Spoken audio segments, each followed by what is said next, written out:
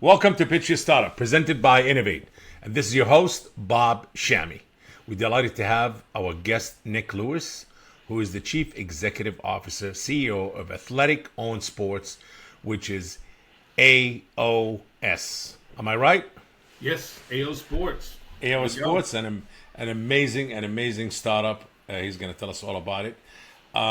Lewis or Nick, if you don't mind giving us an introduction about yourself and what really a bit about your background, how do you get started, and what led to all of this to AOSports. 100%. The mark is yours, my friend. I'm originally from small town Texas, outside of Dallas-Fort Worth in North Texas, and grew up there playing all sports, not just football, but football. Hey, I just want to. Nothing small about Texas, buddy. I know it's a small town. Nothing is small about Texas. Yeah, I even say small town Texas, and it's funny because there's 4,500 people there. But then going to Arkansas, where I went to college, Southern Arkansas University, small towns in Arkansas are 250 people. So I guess there are small towns that don't even have 1,000 people in them. But in Texas we are small. But it was great. It was great growing up there, playing all sports, and walked on to a Division II school, which was Southern Arkansas University, and earned my way on the team. Was able to break every record, receiving record there, and to really set my career on that trajectory. Thought I was going to get drafted in the NFL. Didn't happen. Made my way to Canada, where I played for 14 years. I won Rookie of the Year my first year. I was second leading receiver my second year, 11 years for the Calgary Stampeders, my last 3 years for the Montreal Alouettes. Won 2 Grey Cups, which is like Super Bowls in the NFL. So that was great. And finished my career as the all-time leading receiver in CFL history in receptions. So I have the most catches in CFL history and top 5 in yards. I'm number 5 in yards, just under 14,000 yards in my career. Led me to the 22nd first ballot CFL Hall of Famer. I was inducted in 2021, my first year eligibility. I coached 3 years professionally in the CFL as well. 1 year in Vancouver for the BC Lions, and the last 2 years for the Calgary Stampeders back in Calgary. It's just been a wonderful journey in sports. Amazing. But one of the things that I love is, I knew, at an early age, I really love sports. My friends in college used to call me Sports Center because I used to always know stats and know different things and be able to talk about the ins and outs of games and doing those types of things. So media was very passionate thing of mine. And then just as I went about it, I really became more people. I love people. I'm a people hoarder. And it was actually pretty cool. In Calgary, 1 year, I meet this fan out at a bar, and fan comes up to me and goes, "Hey man, I've never been a CFL fan. I'm a Buffalo Bills fan, and I just moved to Calgary. We've watched a couple of games here, and we love the way you play. Can we represent you?" I said, Amazing. "What does that mean? What does it mean, represent me?" And he goes, "Man, we just want to represent you. We just want to show our love for you as fans." And I said, "Well, look, don't go to jail and don't get me in trouble." He said, "Cool." The next game was the Labor Day game, which is one of our biggest games of the year, the Labor Day Classic. We always play at Edmonton.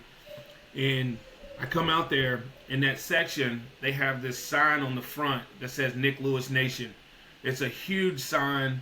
It's got an image of me, my touchdown celebration at the time, just screaming up, flexing and screaming up. And that's when it really started. And with the Nick Lewis Nation, fans started buying Nick Lewis Nation shirts, memorabilia. We started doing our own tailgate parties and doing our own things. I would actually go to tailgate parties with the fans before the games. So just got that feeling with the fans, man. It was great. But to be able to bring all 3 of those things together, sports, media, and fans, it's been a dream of mine. And now I get to do that with AOSports. Unbelievable. So this is what really led to all of this. That's it. Partly that, and then once I was done playing, you see a lot of the other players, a lot of the athletes out there They want to create content. They want to do something. They're looking to find passion, looking to find purpose, and they do it singularly. And as an athlete, no matter if you're a tennis player, a swimmer, a golfer, everybody has a team, right? So the most important thing to athletes is team, regardless if you're the only one that's representing that team in the competition. And teamwork structured my life, right? So playing sports all my life, being able to be a teammate, understand that if I'm a good teammate, I'm going to have great results, right? Personally and professionally, I was able to prove that. So AOSports really came about. If we could put athletes back in that same frame of mind that allow them to streamline their success through having teammates, which we can go out and find those perfect teammates for you, that allows you to do what you do best. And sometimes it's about sharing the message that you have. It's about helping, giving voice to the voiceless, and creating impact. But when you don't have the right teammates around you or the right people around you to execute, or coaches, then it's worthless, right? Because you're not getting to the right people. You don't have the right support system around you, and then you see the major issues that happen. So a big part of it is being able to help these athletes streamline it and then become teammates again. So we feel like we're building the greatest team ever assembled. Nick, can we talk about the name? Yes. AOSports, athlete-owned sports. Where the idea of the name came from, and obviously it represents exactly what you're doing. So if you can break it down to us. Yeah, so athlete-owned sports, it comes about ownership. Right? What do we own as athletes? You know, there's a lot of things of value in life, and you want to own those things as value. And right now, if you look at the ways to distribute, you're really selling that to get, and you're not getting ownership. You see in the music world, you know, more and more of these people in music want to own their masters, wants to do those types of things. So how do we create a system where you can own it, and we basically lease it from you, and have shared success together, right? You know what? So basically, not to interrupt you, it's pretty much, it's funny you mentioned the music business, which I'm in the music business also, and it's all about empowering artists, but now it's about empowering athletes, give them their independent and have them own their content, as they say, own their IPs. It's all about intellectual property. That is 100% it. And when, like, even for the majority of the college stars, right? Let's look at LSU, Alabama, Texas, Ohio State, Michigan. Most of those players will have the most impact in college. So even the ones that go pro, there's only like the top 2 or 3% that actually get a greater fan base than they would have in college. There could be a college star at the University of Michigan right now that has 300,000, 400,000, 500,000 people that support him or her at the University of Michigan. They go pro, you might not even know their name. Out of 1,750 people in an NFL, you don't know all of them, right? Correct. And I tell people all the time, if I walk into a room and I bring in a guy that's played 7-10 years in the NFL that you never really heard of, and then I bring Tom Brady in the room, you will have a difference of effect of Tom Brady walking into a room than a guy that played 7 to 10 years. So what is the real goal? Is it being there? Is it making money? What's the real goal? But we know that the logo is only going to pay you as long as you're valuable to the logo. But if we can help you build a brand, your brand will pay you forever, and your brand sets you up for generational wealth. No, right? that's so a very attractive thing, yes, for athletes. It's about creating a brand, and how do we create our brands? It's by impacting people, right? Mm-hmm. So that's what we focus on, is getting into the communities, impacting people, telling stories, because everything has to be through storytelling. I call it the American Idol effect. Before you hear anybody saying on American Idol, they tell you a story. And what makes people call in week after week, it's not because you're a great singer. It's because your story connected with them, right? So we have to do a better job at telling these stories of the athletes. Then we can now allow the athletes to go back into the communities and really impact those communities in a positive way through storytelling, through, being a leader in that community, and raising these young men and women up to become their greatest self as well. Amazing. The whole idea behind AOSports when you came up with it, is it something started on your own? You had partners? Did you needed any funding, or really just pretty much bootstrapping, self-funded, the whole thing? As an athlete, I know you have that kind of not one track mind, but when you focus on something, that's it. As an athlete, I got a goal and I got to go for it. It doesn't matter what I need to do. I got to do it. You have a different athletes have a different mindset. 100%. I'm glad you asked Yeah. that, because I think there's two tracks to it. One, the first thing I did, I took my complete pension out of, took everything that I earned Wow. in the CFL and my complete pension out and put it That's all your in retirement. Yes, and I bet on myself. And the reason I was comfortable doing that, one, is in the CFL and most pro football guys, when they run out of guaranteed money, CFL doesn't have really guaranteed contracts. Some do, but for the most part, they don't. You can get cut today, and they don't owe you another penny. Wow. You got a game on Saturday, cut you on Friday. They don't even pay you for that week that you went to practice all week. Unbelievable. Right? So understanding that I've lived in the fire my whole life. I live week to week, day to day, off the successes that I've had, and I'm okay with betting on myself, right? And I'm lucky to have my wife and my family that supports me in these decisions and those things. But it also, where I see AO evolve in helping with financial literacy, there were ways now that I understand 5 years later that I could have used that money to create greater success, which I had a lack of knowledge of.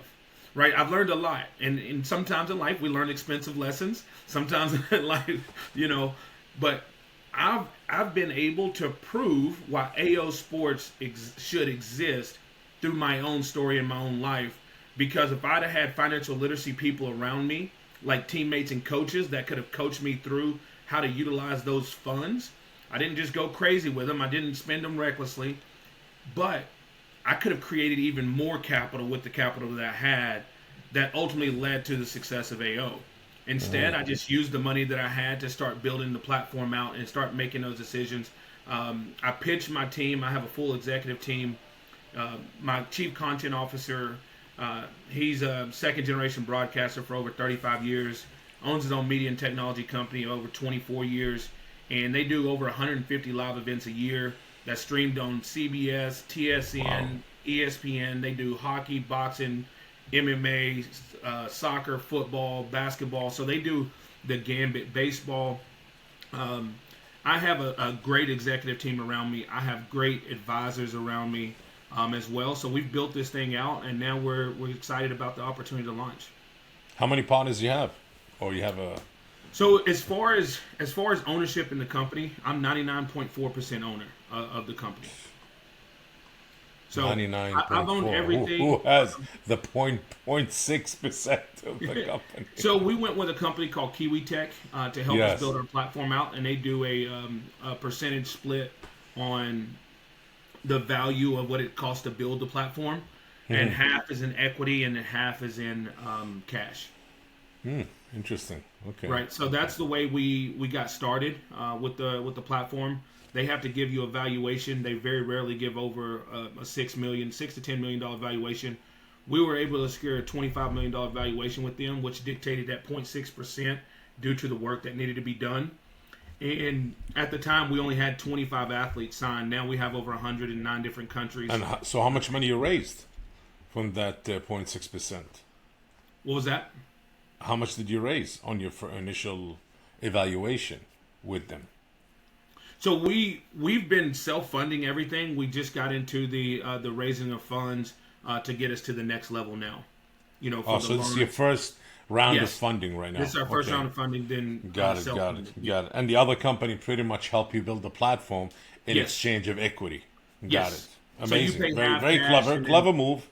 But still, to operate day to day, you need to eat, you need to pay bills, you have a family, you 100%. You depend to your nest egg, to your pension. That's it, and that's one of the biggest things is, like I always go back to saying, if I would have had the right teammates around me, in a position of coaching, right, the right mentors, of starting a company and understanding the value of what does the roadmap look like, and when we get this, and we're on pace, and then COVID happens, and then half of the company gets sick, and now we got pushed out 6 months from our launch date, and now it's costing more money. We don't have the money, so there's just things that I didn't foresee, and it was a learning experience for me 5 years ago that I'm just glad I was able to make it through, and we're still here to talk about it today and continue to move forward. Yeah, I mean, most retired athletes, they a lot of them divert to what you call it, to to broadcasting sports events and hosting sports. Mostly involved in broadcasting, commentating, and all of this. Sure. If that did any of that kind of you came across, or the opportunity, or the interest in your end, or you just wanted to focus on AOSports, and this is really where your mind at right now? Nothing Right else. after I retired so 2017 was my last season I played. 2018, I had a 3-hour sit down with the executive producer of TSN, which in Canada is just like ESPN, sister network of ESPN in Canada, and they wanted me to sit on the CFL panel, which is every week, and I was like, well, I don't think it's long enough. I don't get a chance to do really what I want to do in that show. Also, I didn't want to move to Toronto. Wow. So there was elements that didn't line up with me, but I pitched him a show, and he was like, great, we could do this. I really love the idea. And the show idea, he said it would take 18 months to find placement in linear cable, plus get the sponsorship to cover the show and do all those things. But within that time frame, I went and coached out in Vancouver. And then when I got back, I was like, why would I sell my idea to TSN, work for them, and they're going to pay me? And that's a part of where AO came from as well, is because now I'm like, I can do my own show. I can go get my own sponsorship or hire people to get me sponsorship. And now I can pay a company to execute the show, which my chief content officer, I pitched him on the show. He was like, great, we can secure this for $250,000. It's going to cost me this much to do the show, and then you keep the rest. Hey, that's a better plan than going to TSN and saying, hey, be my boss on my idea. Why not be my own boss? I know what I want to execute, and I have a team around me now to execute that. And now we can do that in a multitude and help other athletes do that. Amazing. And what are you looking to raise in your first funding right now, round of fundings? So right now we're looking to raise between $1.5 and $3 million. And that's based on 25 million evaluation, or no? Yes. Okay. So 1 to 1.5 million. What are you looking to give out on that? What's the equity out of that? So we'll sit down and discuss equity. I think there's a multitude of ways that we can break down how that looks to partner. I'm very flexible on that, whether it's a note, whether it's a straight equity deal, or whether it's a combination deal, because we do have other ways that we can give value to bring in short-term success for investors, that they can receive money back with the way that our platform is succeeding at the time, instead of just saying, hey, you're a part of this on the back end, down the road you'll have equity in this and those types of things. Amazing. Nick, what's next for AOSports? What's the future hold, and what's next? So right now, our first event is coming up in June. So we're playing the Ultra Sports Weekend in Calgary. That's going to have a leadership fireside chat with and Venture Capital company there, as well as we're going to do a golf tournament at Mickelson Private Golf Course, a multi-sport camp. So we're going to bring these athletes in. I have a group that's going to run the multi-sport camp there, because we want boys and girls to be a part of this and come out and learn and be educated on how to move, how to do things. And then the final day is the kickoff to the Stampeder season 2025. So we'll have a VIP tailgate and game day experience there. So that's the first event that we're looking at, along with launching our beta. And now with our beta, our goal is it's going to be free for everybody for the beta. And then at that point, we'll be bringing members on to watch the content on the platform. And then we have a couple other things coming out soon. So just excited. We have a 12-month transformation project where we have Dr. Chuck Morris, who used to be over the whole city of Philadelphia's health and wellness.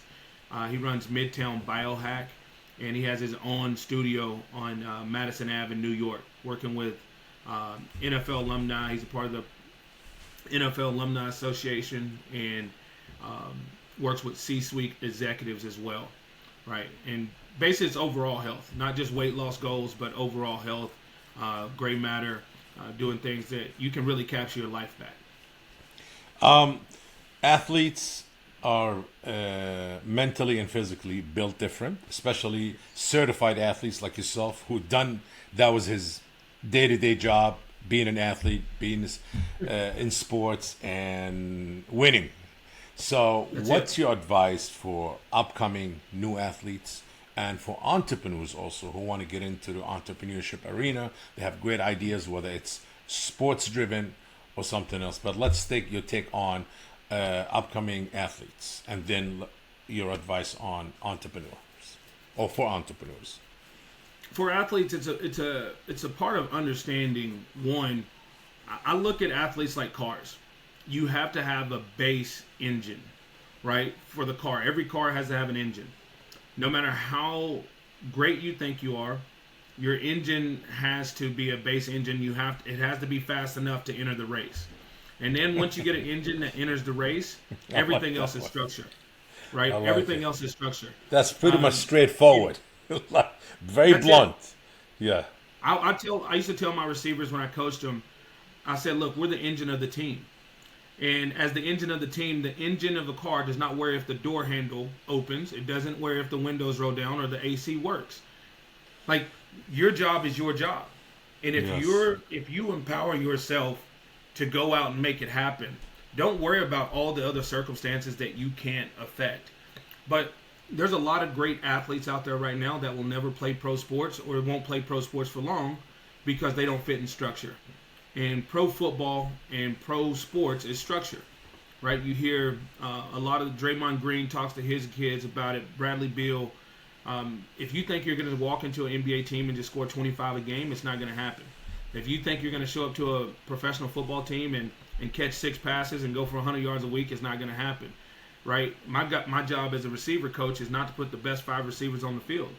We need receivers that can block. We need receivers that can run people off. We need somebody who can stretch the field. So you have to have different elements when creating team, right? Yes. And that's what we're doing at AO is like we want to put elements around people to be successful.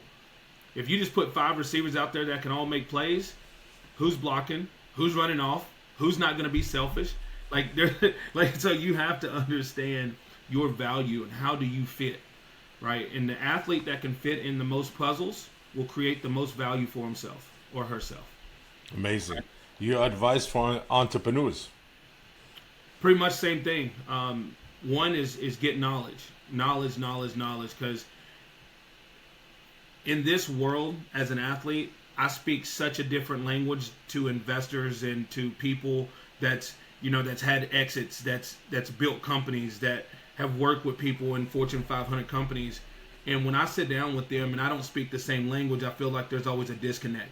And in that disconnect, they understand my drive and passion. They can say, man, you went from a D2 walk-on, no scholarship, to earning a scholarship, to becoming a first ballot Hall of Famer.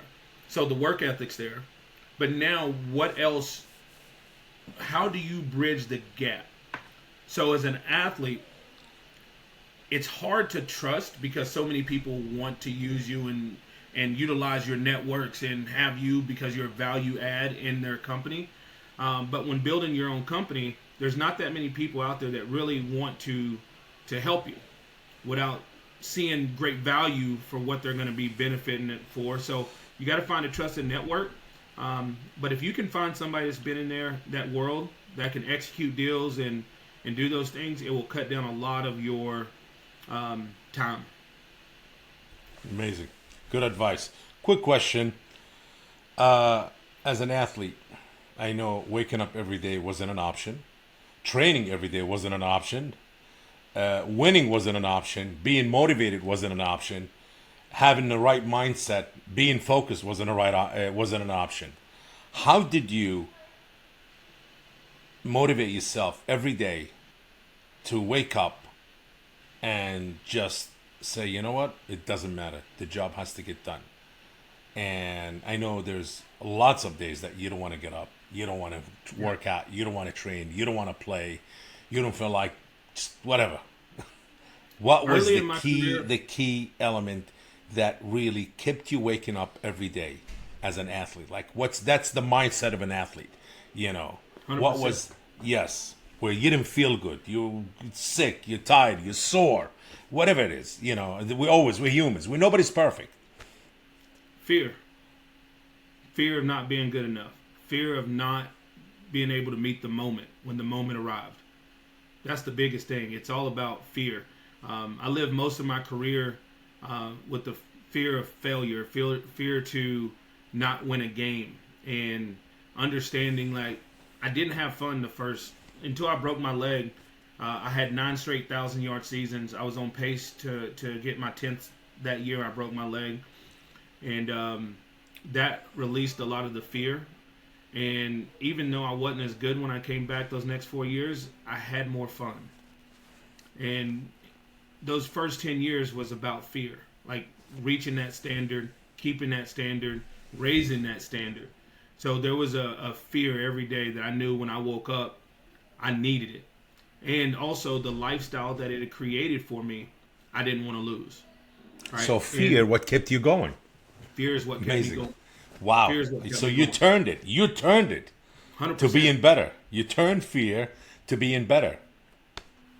That's it. And you know, some people go within with the fear or stress, and they go inside and they turtle. For me, it's living in a fire. It's like a firefighter. When most people run out of fires, you have to be the most comfortable in a fire. Amazing. Right? You have to be comfortable in that fire to be able to execute Yes. your assignment, execute your job. Yes. So when most people are like, I don't want that moment, I don't want to be in this fire, fires are dangerous, you have to understand that is where I'm greatest. You put me in the fire and I will be my greatest. But you got to Amazing, prepare man. for that moment, right? And if you don't prepare for the moment will expose you. Nick Lewis from AO Sports in Canada. If somebody wants to get a hold of you, whether it's an athlete, an investor, somebody who wants to be on the board, how can they get a hold of you directly or AO Sports? I know we came across each other on Yep. LinkedIn through a mutual friend, Cassiano. Please. So you can reach out to me, Nick Lewis. My name's spelled there, NIKLEWIS. My email address is nicklewis@aosports.tv. And LinkedIn, Facebook is Nick Lewis. Of course, I've been full on Facebook. I don't have a fan page, so they only allow you to have 5,000 friends, they say. But Instagram, NIKEL 18, so Nickel 18. And AO Sports TV on all social media. Right, so stay tuned, and a lot of great things are coming. Yes, well, we'll definitely look forward to it. The mindset of an athlete and an entrepreneur, what a great combo. A recipe for success and winning, definitely. That's it. And the word of the day, as Nick Lewis said from AO Sports, fear, what kept him going, and he managed to turn fear into success, into motivation, and kept him thriving and towards his goal and his vision on accomplishing anything else he wanted. Bob, I appreciate you for sharing your platform with me, brother. Hey, my pleasure. I was going to say thank you for being part of our show and our podcast, Pitch Your Startup, and this great episode. And for our listeners, stay tuned to our next episode, and please follow us on socials. Till next time, think outside the box, be creative, and keep. Yes, Can I AO get one, Bob? Sports. Can I get one? Can I get an Please. AO? AO, that's it. AO Sports. AO. All right, my brother. We'll see you soon, man. We'll catch you out in the field. That's for sure. Great. Have a great day. You as well.